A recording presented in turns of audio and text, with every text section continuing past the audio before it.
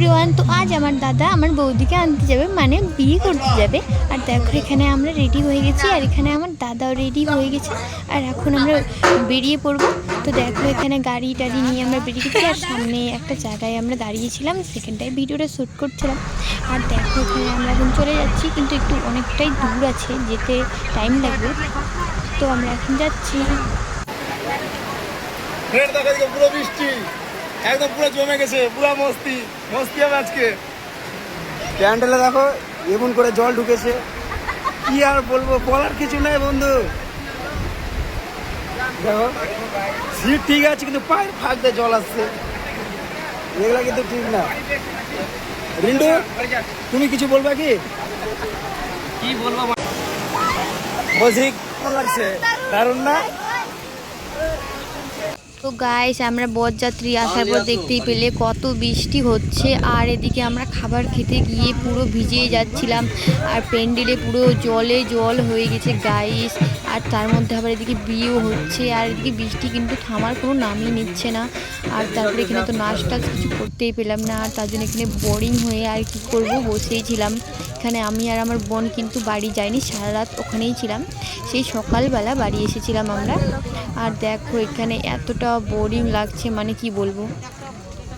তো ফাইনালি আমার বৌদিকে নিয়ে আমরা সেই চলে আসি আমাদের বাড়িতে। আর দেখো এখন আমরা সবাই মিলে যাচ্ছি মন্দিরে প্রণাম করার জন্য, কারণ মন্দিরে কিছু নিয়ম কারণ আছে, সেগুলোই পালন করার জন্য এখন চলে এসেছে মন্দিরে। আর দেখো এখানে আমার মা, আমার বৌদি আর আমার দাদা প্রণাম করে নিচ্ছে ঠাকুরকে। আর তারপর দেখো এখানে ফাটিয়ে ডান্স করলাম আমরা।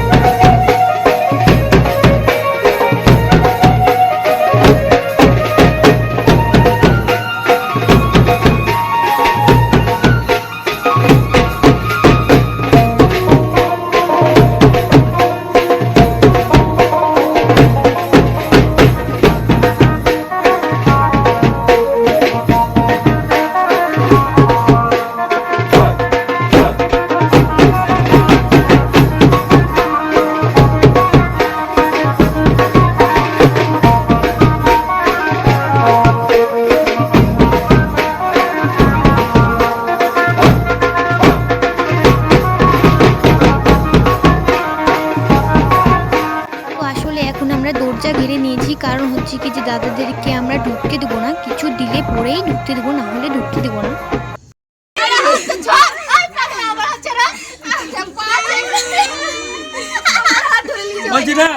আমার যাই বাবু আমার হাত ধরে নিয়েছিল আর ছাড়ছিল না। আর তারপর দেখো এখানে আমরা এখন ছোলনাও ঘিরে নিয়েছি, কারণ ছোলনাও ঘিরে আমাদেরকে টাকা নিতে হবে তার জন্য।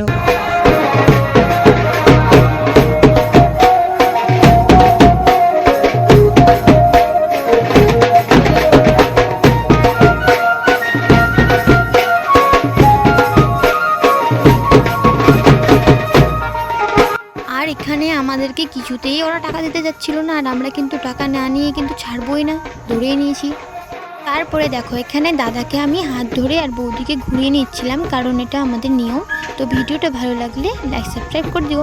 তো ভিডিওটা এই পর্যন্তই, ভালো থেকো সবাই, বাই।